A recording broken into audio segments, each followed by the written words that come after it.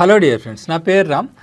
ఈ సెషన్లో మనం మార్కెట్స్ డౌన్ అవుతున్న సినారియోలో మ్యూచువల్ ఫండ్లో ఇన్వెస్ట్ చేసిన అమౌంట్ని అలానే అట్టే పెట్టి ఉంచాలా లేకుంటే రిడీమ్ చేసుకోవాలా, అలాగే ఎస్ఐపి ఎవరైతే చేస్తున్నారో ఎస్ఐపిస్ని వాళ్ళు కంటిన్యూ చేయాలా, ఎస్ఐపిని స్టాప్ చేయాలా, ఈ పాయింట్స్ అన్ని కూడా ప్రాక్టికల్ ఓరియంటేషన్తో డిస్కస్ చేద్దాం. లాస్ట్ 2024 అక్టోబర్ నుంచి చూసినట్టయితే ఇప్పటి వరకు అరౌండ్ 5 months నుంచి మార్కెట్స్ ఫాలో అవుతూ ఉన్నాయి. స్పెసిఫిక్గా ఈ జనవరి మంత్లో మిడ్ అండ్ స్మాల్ క్యాప్స్ కూడా బాగా కరెక్షన్ జరిగాయి. ఓవరాల్ మనం కరెక్షన్ చూసినట్టయితే నిఫ్టీ లెవెల్ అరౌండ్ 12% కరెక్షన్ జరిగింది టిల్ డేట్. అలానే మిడ్ అండ్ స్మాల్ క్యాప్స్ చూసినట్టయితే అరౌండ్ అప్ టు 18% వరకు కూడా కరెక్షన్ జరిగింది. ఇవి ఇండెక్స్ లెవెల్లో, ఇండివిజువల్ స్టాక్ లెవెల్లో చూసినట్టయితే 40-50% వరకు కూడా కరెక్షన్ జరిగిన స్టాక్స్ చాలానే ఉన్నాయి.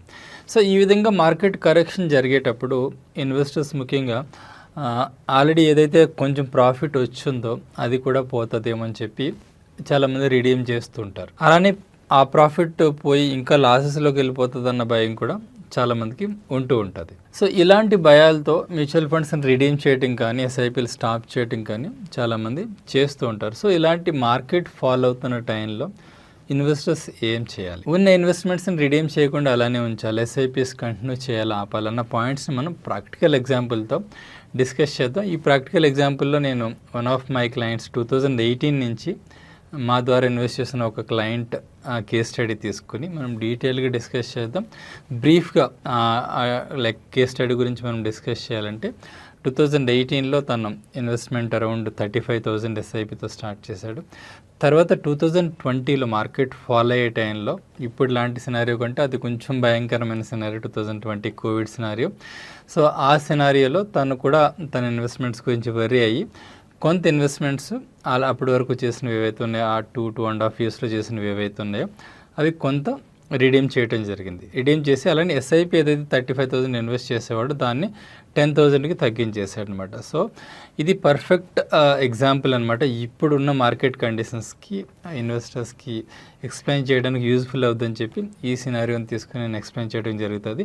అలానే ఈ సినారియోలో తను అప్పుడు రిడీమ్ చేయకుండా ఉన్నట్లయితే ఇప్పటి వరకు దాని ఇన్వెస్ట్మెంట్ వాల్యూ ఎంత ఉండేది, తన పోర్ట్ఫోలియో ప్రొఫైల్ ఎలా ఉండేది రిడీమ్ చేయకుండా ఉన్నట్టయితే.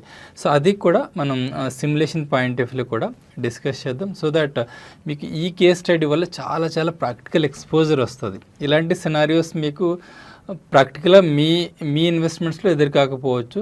సో దట్ వేరే వాళ్ళ ఎగ్జాంపుల్ నుంచి మీరు చాలా చాలా నేర్చుకోవచ్చు ఈ కేస్ స్టడీ ద్వారా. మోస్ట్ ఆఫ్ ది టైం మనం ప్రాక్టికల్ కేస్ స్టడీలో స్పెండ్ చేద్దాం. Before going to practical case study little bit concept discuss చేసుకుందాం. ఎందుకు ఇలాంటి టైంలో ఇన్వెస్టర్స్ రిడీమ్ చేస్తుంటారు? మోస్ట్లీ ఎవరికైనా కూడా ఇన్వెస్ట్మెంట్ చేసిన తర్వాత తరిగిపోతూ ఉంటే అలా చూస్తూ ఉంటే ఫియర్ అంటూ వస్తుంది, మనకు వచ్చిన ప్రాఫిట్స్ కూడా తగ్గిపోతాయి, లేకుంటే ఇంకా లాసెస్లోకి వెళ్ళిపోయే అవకాశం ఉంది. ఉన్నది ఉన్నట్టు అమ్మేసినట్టయితే లాసెస్లోకి వెళ్ళకుండా మనం కాపాడుకోవచ్చు, మనం లాసెస్ చూడకుండా ఉండవచ్చు అని ఈ సైకలాజికల్ ఇష్యూస్ ఏవైతే ఉంటాయో, ఎమోషనల్ ఇష్యూస్ ఏవైతే ఉంటాయో ఇవి బాగా ఎఫెక్ట్ చేస్తూ ఉంటాయి. సో వీటి వల్ల ఎక్కువగా ఇన్వెస్టర్స్ అమ్మటం కానీ ఇన్వెస్ట్మెంట్స్ ఆపేయటం కానీ చేస్తూ ఉంటారు. అలానే ఎవరైతే లాంగ్ టర్మ్ ఓరియంటేషన్తో కాకుండా షార్ట్ టర్మ్ ఓరియంటేషన్తో ఇన్వెస్ట్ చేస్తూ ఉంటారో సో వాళ్ళు ముఖ్యంగా ఎక్కువగా ఈ ట్రేడింగ్ ఇన్వెస్ట్మెంట్స్ని కూడా ట్రేడింగ్ లాగా ఫీల్ అయ్యి ఎగ్జిట్ అవుతూ ఉంటారు. ఎందుకంటే ట్రేడింగ్లో ఎప్పుడు కూడా లాసెస్ని మినిమైజ్ చేసుకోవటం అనేది one of the concept. Stop loss use చేస్తుంటాం. సో ఎప్పుడైతే లాసెస్ దగ్గర కనిపిస్తుంటాయో అప్పుడు ఎగ్జిట్ అయిపోవటం అన్నది ట్రేడింగ్ పాయింట్ ఆఫ్ వ్యూలో right, but investment point of వ్యూలో అది రైట్ మెథడ్ కాదు. ఇంకా లాంగ్ టర్మ్ ఇన్వెస్ట్మెంట్ని ప్రాపర్గా అండర్స్టాండ్ చేసుకోకపోవటం వల్ల కూడా ఎక్కువగా ఈ రిడెంప్షన్స్ చేస్తూ ఉంటారు. లాంగ్ టర్మ్ ఇన్వెస్ట్మెంట్స్ అంటే లైక్ స్టాక్ మార్కెట్స్ ఎప్పుడు కూడా బుల్ మార్కెట్లో ఓవర్ షూట్ అవుతూ ఉంటుంది, అవసరమైన దానికంటే ఎక్కువ పెరుగుతుంటుంది. అలానే బేర్ మార్కెట్లో అవసరమైన దానికంటే కూడా ఎక్కువగా పడుతూ ఉంటుంది అనమాట. సో ఈ బిజినెస్ సైకిల్స్ని ఈ మార్కెట్స్ బిహేవియర్ని అండర్స్టాండ్ చేసుకోకపోవటం వల్ల కూడా ఎక్కువగా ఈ రిడెంప్షన్స్ చేస్తూ ఉంటారు. సో ఇలాంటి టైంలో, ఇలాంటి మార్కెట్ టైంలో మన ఇన్వెస్ట్మెంట్స్ ఏదైతే ఉన్నాయో మ్యూచువల్ ఫండ్ ఇన్వెస్ట్మెంట్స్ వాటిని రిడీమ్ చేసుకోకుండా అవసరమైతే మనం ఇన్వెస్ట్ చేయగలిగితే అడిషనల్గా కొంత ఇన్వెస్ట్ చేసుకుంటూ ఏవైతే యూనిట్స్ మీకు డిస్కౌంట్లో దొరుకుతాయో, ఇప్పుడు మార్కెట్ పడేటప్పుడు మనకి సేమ్ అమౌంట్కి ఎక్కువ యూనిట్స్ లభించే అవకాశం ఉంది, రైట్? సో అలా ఎక్కువ ఇన్వెస్ట్ చేసుకుంటానికి ట్రై చేయాలి తప్ప అమ్మటం మాత్రం చేయొద్దు. ఇంకా ఎస్ఐపిస్ కొంతమంది ఆపాలా కంటిన్యూ చేయాలా అనే డైలమా కూడా చాలామందికి ఉంటుంది. సో ఎస్ఐపిస్ ఆపటం వల్ల ఎప్పుడు కూడా ఎస్ఐపిస్ ఆపటం అన్నది డౌన్ టైంలో ముఖ్యంగా అస్సలు మంచి పద్ధతి కాదు. ఎస్ఐపిస్ ఆపటం వల్ల మనం ఏమేమైతే లాస్ అవుతామో ఆ పాయింట్స్ కొని డిస్కస్ చేద్దాం. ఎప్పుడైతే మార్కెట్ డౌన్కి వెళ్తుందో కొంత పీరియడ్ తర్వాత 6 months తర్వాత కావచ్చు, 1 year తర్వాత కావచ్చు, అది పైకి వెళ్ళాల్సిందే, రైట్? సో ఇలాంటి డౌన్ టైంలో మనం ఇన్వెస్ట్ చేయకపోవటం వల్ల మనకి యూనిట్స్ ఏదైతే ఎక్కువ దొరికే అవకాశం ఉందో డిస్కౌంటెడ్ ఎన్ఏవిలో అవి దొరకవు. అలానే రికవర్ అయ్యేటప్పుడు మనం ఇదంతా కూడా లాస్ అయ్యే అవకాశం ఉంటుంది. ఏదైతే ఇంకో కాన్సెప్ట్ ఏదైతే ఉందో రూపీ కాస్ట్ యావరేజింగ్ అని, ఈ రూపీ కాస్ట్ యావరేజింగ్ అనేది one of the beautiful concept ఈ మ్యూచువల్ ఫండ్ ఇన్వెస్ట్మెంట్స్ సంబంధించి. ఇందులో మనకి ఇలా డౌన్ టర్న్లో ఇన్వెస్ట్ చేసేటప్పుడు మనకి ఎక్కువ యూనిట్స్ దొరకటమే కాకుండా ఎన్ఏవి కూడా మన యావరేజ్ ఎన్ఏవి కాస్ట్ ఎన్ఏవి ఏదైతే ఉందో తగ్గుతూ ఉంటుంది. దానివల్ల ఎప్పుడైతే రికవరీ స్టార్ట్ అయ్యిందప్పుడు మనకి డబుల్ బెనిఫిట్ వచ్చింది అనమాట.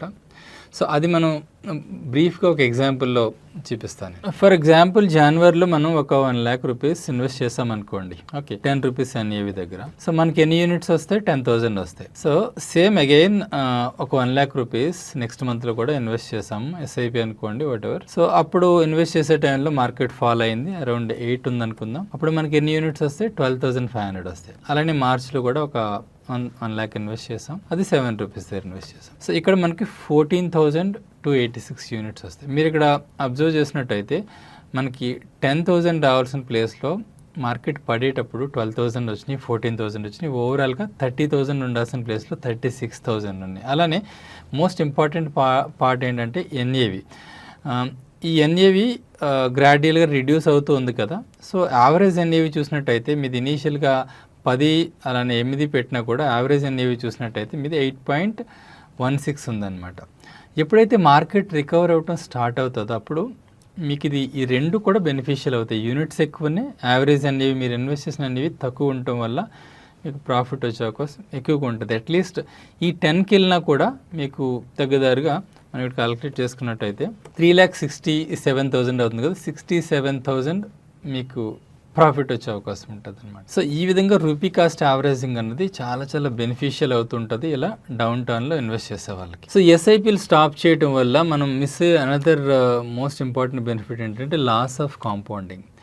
ఈ కాంపౌండింగ్ బెనిఫిట్ అన్నది మనకు వచ్చే రిటర్న్స్తోనే కాకుండా మనం ఇది ఎంత టెన్యూర్ అయితే మార్కెట్లో ఇన్వెస్ట్ చేస్తుంటామో అది కూడా చాలా చాలా ఎక్కువ రోల్ ప్లే చేస్తుంటుంది. ఇలా ఎస్ఐపీస్ని ఆపుకోవటం వల్ల మళ్ళీ తర్వాత ఫ్యూచర్లో స్టార్ట్ చేయడం వల్ల వచ్చే గ్యాప్ వల్ల మనం ఈ కాంపౌండింగ్ బెనిఫిట్ని చాలా చాలా లాస్ అవుతాం. అలానే మోస్ట్ ఇంపార్టెంట్ పాయింట్ ఏంటంటే ఏవైతే ఇన్వెస్ట్మెంట్స్ మనం చేస్తుంటామో డిఫరెంట్ ఫైనాన్షియల్ గోల్స్తో మనం చేస్తుండొచ్చు. కిడ్స్ ఎడ్యుకేషన్ కావచ్చు, కిడ్స్ మ్యారేజ్ పర్పస్ కావచ్చు, మన రిటైర్మెంట్ ప్లానింగ్ కోసం కావచ్చు. ఇవన్నీ కూడా ఇలా ఏదైతే ప్లాన్ చేసుకుని మనం స్టార్ట్ చేసి మధ్యలో ఆపటం వల్ల ఈ ఫైనాన్షియల్ గోల్స్ ఏవైతే ఉంటాయో వాటికి ఎక్కువ ఇన్వెస్ట్మెంట్ చేయాల్సిన రావచ్చు, అవి పోస్ట్పోన్ చేసుకోవాల్సిన అవసరం కూడా రావచ్చు అనమాట. So at any cost market down అయ్యేటప్పుడు ఎస్ఐపీలు ఆపకుండా కంటిన్యూ చేయండి. వీలైతే వాటిని కొంచెం పెంచుకోలేకపోతే అట్లీస్ట్ ఏదైతే కంటిన్యూ చేస్తున్నారో వాటిని మట్టుకు ఆపకుండా కంటిన్యూ చేయండి. ఇంక ఇప్పుడు ప్రాక్టికల్ కేస్ స్టడీలోకి వెళ్దాం. సో ఈ కేస్ స్టడీ అంతా కూడా కీన్గా అబ్జర్వ్ చేయండి, మీకు చాలా చాలా ప్రాక్టికల్ ఎక్స్పోజర్ వస్తుంది. ఇది మా ఇన్వెస్టర్స్ రిపోర్టింగ్ టూల్. సో నేను one of my investors is mister Kandukuri, తిను చార్టెడ్ అకౌంటెంట్. దీని కేస్ స్టడీ ఇప్పుడు మనం చూద్దాం. ఎగ్జాంపుల్ కేస్ స్టడీ తీసుకుంటున్నాను.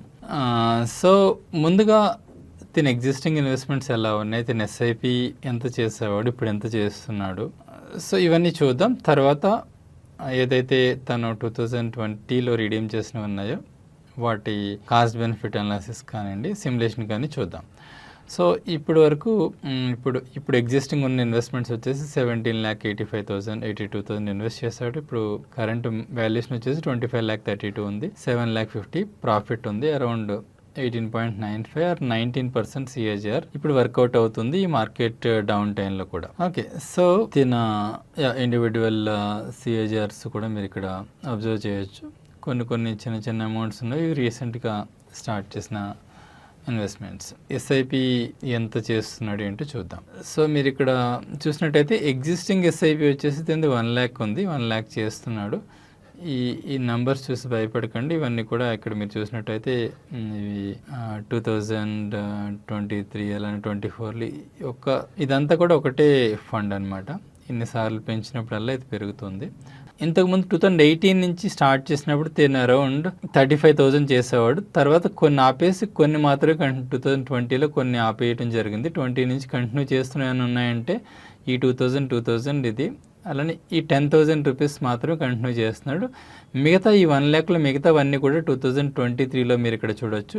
ఎస్ఐపి స్టార్ట్ డేట్ అనమాట 23లో చాలా యాడ్ చేశారు, తర్వాత 24లో కూడా చాలా యాడ్ చేయడం జరిగింది. సో రీసెంట్ లాస్ట్ 2 yearsలోనే ఈ టోటల్ ఇన్వెస్ట్మెంట్ ఏదైతే ఉందో ఎక్కువ ఇన్వెస్ట్మెంట్ లాస్ట్ 2 yearsలో వెళ్ళిందని చెప్పుకోవచ్చు అనమాట. ఓకే, ఇక్కడ నేను కొన్ని ఎగ్జాంపుల్స్ మీకు చూపిస్తాను. తిన ఎస్ఐపి ఎప్పటి నుంచి చేస్తున్నాడు, ఎప్పుడు సెల్ చేశాడు, అవి ఎలా కంటిన్యూ అవుతాయి. 2018లో స్టార్ట్ చేశాడు 2000 ఎస్ఐపి ఈ ఫర్టిలైజర్ ఫండ్. ఓకే, సో మీరు ఇక్కడ చూసినట్టయితే 2020 డిసెంబర్లో మార్కెట్ కరెక్షన్ జరిగింది. ఎప్పుడు 2020 ఏప్రిల్ మే ఆ టైంలో జరిగింది.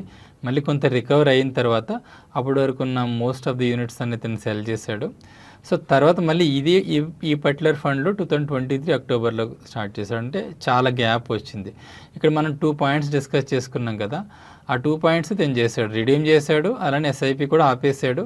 తర్వాత మళ్ళీ చాలా గ్యాప్ తర్వాత ఇది స్టార్ట్ చేయడం జరిగింది. ఆల్మోస్ట్ 21, 22, 23 అక్టోబర్, ఇంచుమించు 3 years గ్యాప్ తర్వాత స్టార్ట్ చేయడం జరిగింది అనమాట. సో అలా వేరే ఫండ్స్ కూడా మీరు ఇక్కడ చూడొచ్చు. ఆల్మోస్ట్ ఈ ఫండ్ కూడా అంతే.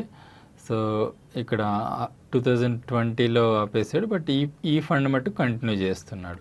ఓకే, అలానే ఈ పర్టికులర్ ఫండ్ కూడా ఐ థింక్ 20లో రిడీమ్ చేశాడు. తర్వాత మళ్ళీ ఇది కూడా అక్టోబర్ 23లోనే స్టార్ట్ చేయడం జరిగింది. సో అలా కొన్ని ఫండ్స్ ఏదైతే 10,000 అంటున్నానో అవి కంటిన్యూ చేసిన కొన్ని ఉన్నాయి, ఆపేసినవి కూడా కొన్ని ఉన్నాయన్నమాట. సో ఈ ఫండ్ వచ్చేసి కంటిన్యూ చేస్తూ ఉన్నాడు. సో ఇప్పుడు ఏం చూడొచ్చు అంటే తిను రిడీమ్ చేసినవి ఎంతకి చేశాడు, ఎంత ప్రాఫిట్ బుక్ చేసుకుని ఉంటాడో, అవి రిడీమ్ చేయకుండా ఉండుంటే ఎలా ఉండేదన్నది చూద్దాం. సో మీరు ఇక్కడ చూడొచ్చు క్యాపిటల్ గెయిన్ రిపోర్ట్ అన్నది. సో తిను 2020లో రిడీమ్ చేశాడు కాబట్టి నేను ఫైనాన్షియల్ ఇయర్ 2020-21 తీసుకుంటున్నాను. మీరు ఇక్కడ చూసినట్టయితే ఇవన్నీ కూడా రిడీమ్ చేసిన ఫండ్స్.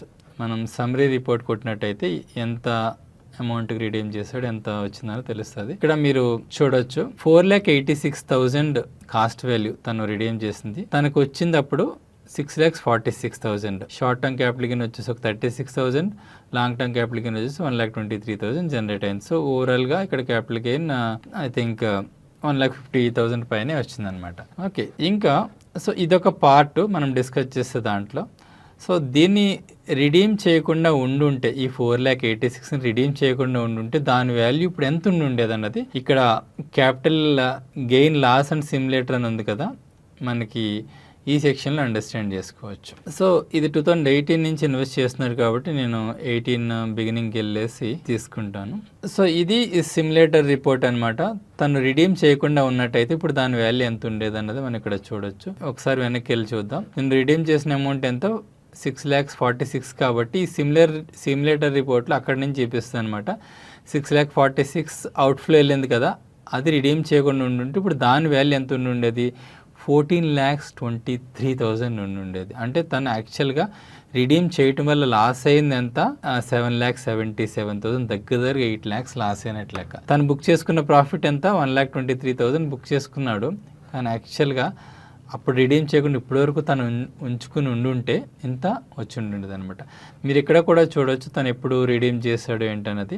ఈ పర్టికులర్ ఫండ్ ఐ థింక్ 2020 అప్పుడు మార్కెట్ పడేటప్పుడు కొంత రిడీమ్ చేశాడు. ఈ particular fund 2020 December 2020, most of the funds December 2020లోనే తను రిడీమ్ చేయడం జరిగింది. ఇది కూడా అంతే. సో ఇది కూడా అంతే, ఇది కూడా అంతే. మోస్ట్ ఆఫ్ ది ఫండ్స్ ఆ టైంలోనే, బట్ మార్కెట్ పడేటప్పుడు ఒక ఫండ్ రిడీమ్ చేసినట్టున్నాడు. సో మనం ఈ వాల్యూస్ చూసాం కదా. ఇప్పుడు ఈ రిపోర్ట్లోనేమో తన కాస్ట్ వాల్యూ, అప్పటికి వచ్చిన market value, profit and loss చూసాం. ఈ రిపోర్ట్లోనేమో ఇది సిమ్యులేషన్ అనమాట. రిడీమ్ చేయకుండా ఉండుంటే ఇప్పుడు దాని వాల్యూ ఎంత ఉండేదని చెప్పి. సో ఇవన్నీ కూడా కన్సాలిడేట్ చేసి నేను ఎక్సెల్లో వేస్తాను, సో దట్ మీకు ఒక క్లారిటీ ఇవ్వడానికి ట్రై చేస్తాను. సో ఈ సెక్షన్ వచ్చేసి మీరు ఎక్సెల్లో చూడొచ్చు 4,86,000 అండ్ 6,46,000 అక్కడ వచ్చిన ప్రాఫిట్. సో ఇంకా ఈ సెక్షన్ వచ్చేసి 6,46,000 అండ్ 14 lakhs అనేది కూడా ఎక్సెల్లో వేసాను. ఈ 6,46,000 అనేది ఇక్కడ వేసుకోవాలి. సో మీరు ఇక్కడ ఇది చూడొచ్చు 7,77,000 ఉన్నది కదా లాస్ అయిందని. యాక్చువల్గా ఇన్వెస్ట్ చేసింది ఎంత 6,46,000 అప్పుడు రిడీమ్ చేసేటప్పుడు ఉన్న మార్కెట్ వాల్యూ, బట్ యాక్చువల్గా ఇన్వెస్ట్ చేసింది 4,86,000 కాబట్టి ఓవరాల్గా నేను ఈ అమౌంట్ని అసలు రిడీమ్ చేయకుండా 2020లో అలానే ఉంచేసి ఉండుంటే ఇప్పుడు అది 14 lakhs వర్త్ అయి ఉండేది. అంటే ఈ 4 lakh మీదే మోర్ దెన్ 200% ప్రాఫిట్ వచ్చి అంటే 9,37,000 టోటల్ ప్రాఫిట్ అయి ఉండేది. ఓకే, సో ఇంకా కరెంట్ ఇన్వెస్ట్మెంట్స్ కూడా నేను ఇక్కడ వేయటం జరిగింది. 17,82,000 అలానే ఇప్పుడున్న మార్కెట్ వాల్యూ కూడా వేసాను. సో ఇప్పుడు వచ్చిన ప్రాఫిట్ కూడా ఇక్కడ వేయటం జరిగింది. ఇప్పుడున్న పొజిషన్ తనది ఇది ఉందన్నమాట, 25 lakhs మార్కెట్ వాల్యూతో ఉంది. బట్ దీన్ని కూడా మనం యాడప్ చేసుకున్నాం అనుకోండి, ఈ 4,86,70 యాడప్ చేసుకుంటే కాస్ట్ వాల్యూ తనది ఎంత అయి ఉండేది, 22,68,000 అయి ఉండేది. అలానే తన మార్కెట్ వాల్యూ 39,56,000 ఉండేది. ఓవరాల్గా తన ప్రాఫిట్ వచ్చేసి 16 or 17 lakhs దగ్గరికి ఉండాల్సింది. ఇప్పుడున్న ప్రాఫిట్ అలా 7,49,000. తను ఆల్రెడీ బుక్ చేసుకున్నది ఏదైతే ఉందో 1,59,000, 7,49,000. సో ఈ ప్రాఫిట్ మాత్రమే తనకు వచ్చినట్లు లెక్క.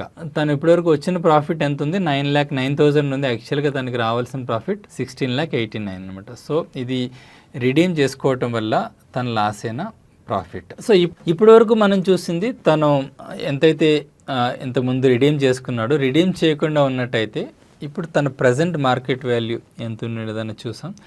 సో ఇప్పటి నుంచి మనం తన గోల్ వచ్చేసి ఇన్వెస్ట్మెంట్స్ ఏదైతే తను చేస్తున్నాడో దానికి సంబంధించిన గోల్ వచ్చేసి రిటైర్మెంట్ కార్పస్ 5 CR బిల్డ్ చేసుకోవటం. తను నెక్స్ట్ 3 years మాత్రమే ఇన్వెస్ట్ చేస్తాడు. సో నెక్స్ట్ 3 years ఇన్వెస్ట్ చేసి ఇంక తను ఆపేస్తాడు అనమాట.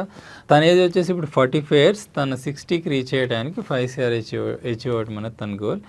సో అది అచీవ్ అవుతున్నాడా లేదన్నది మనం ప్రొజెక్షన్స్లో చూద్దాం. అలానే ఏదైతే మనం కాస్ట్ బెనిఫిట్ అనాలిసిస్ చేసామో, తను రిడీమ్ చేయడం వల్ల లాస్ అయిన అమౌంట్ ఏదైతే ఉందో దాన్ని కూడా మనం ఇన్కార్పొరేట్ చేసుకుని కూడా ఒకసారి చెక్ చేద్దాం. సో ఓవరాల్గా లాంగ్ పీరియడ్లో దీని ఇంపాక్ట్ ఎలా ఉంటుంది అన్నది కూడా SIP. సో తన ఫ్యూచర్ ప్రొజెక్షన్స్ చూద్దాం ఇప్పుడు క్విక్గా. సో 25,32 ఉంది కదా, అది నేను ప్రజెంట్ వాల్యూలోకి తీసుకుంటున్నాను. అలానే 1 lakh మంత్లీ ఇన్వెస్ట్ చేస్తున్నాడు తన SIP. అది నెక్స్ట్ 3 years ఇన్వెస్ట్ చేస్తాడని చెప్పాను కదా, అది కూడా నెక్స్ట్ 3 yearsకి తీసుకున్నా. సో తన రిటైర్మెంట్ వచ్చేసి ఇంకొక 15 years ఉంది. 39 ఎండింగ్కి 5 CR అవుతుంది. సో 40 నుంచి తను around 2 lakhs per month withdraw చేసుకున్నట్టయితే అరౌండ్ 24 lakhs per annum. దాన్ని మనం అరౌండ్ 4% ఆర్ 5% ఇన్ఫ్లేషన్తో మనం అడ్జస్ట్ చేసినట్టయితే నెక్స్ట్ తను 90కి వెళ్ళే వరకు. సో ఇలా ఉంటుంది ఇది SWP. సో తన ఫ్యూచర్ క్యాష్ ఫ్లోస్ ఈ విధంగా ఉంటాయి అనమాట. ఇలా విత్డ్రా చేసుకుంటూ ఉంటాడు. సో తన లైఫ్ లాంగ్ ఇలా విత్డ్రా చేసుకున్నా కూడా ఓవరాల్గా అరౌండ్ 14 CR విత్డ్రా చేసుకుంటాడు. స్టిల్ 100 CR పైనే తనకి కార్పస్ మిగిలే ఉంటుంది. నేను ఈ ఎగ్జామ్షన్స్ ఏం తీసుకున్నానంటే ఎక్స్పెక్టెడ్ రిటర్న్ నెక్స్ట్ 15 years 15% తీసుకున్న, తర్వాత నుంచి 12% తీసుకున్నా. సో ఇప్పుడు ఈ సినారియోలో అగైన్ మనం వర్కింగ్స్లో చేసుకున్నాం కదా, ఏదైతే తను ఎగ్జిట్ అయ్యాడో, ఎగ్జిట్ అవ్వకుండా ఉన్నట్టయితే ఇప్పుడు దాన్ని 39,56,000 తీసుకున్నా. సో ఇలా చూసినట్టయితే తను రిటైర్ అయ్యే టైంకి దగ్గరగా 6.5 to 7 crore రీచ్ అయ్యే అవకాశం ఉందన్నమాట. దగ్గరగా ఇక్కడ మనం 5 crore చూసాం కదా, 6.4 ఉంది. అండ్ చూపించి 1.5 నుంచి 1.4 CR యాక్చువల్గా లాంగ్ టర్మ్లో తను మిస్ అవుతున్నట్టు లెక్క.